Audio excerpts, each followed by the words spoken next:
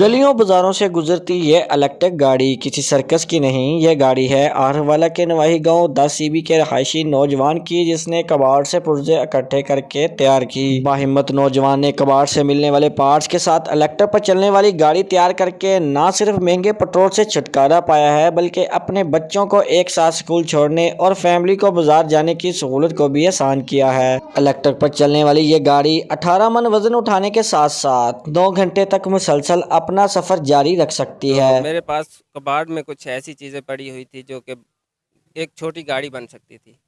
میں نے وہ کباڑ اٹھا کر اس کو ایک چھوٹی گاڑی بنائی جو کہ الیکٹرک پہ چلتی ہے، فیول پہ بھی چل سکتی ہے۔ گورنمنٹ آف پاکستان سے میری اپیل ہے کہ مجھے اس کا لائسنس جاری کیا جائے۔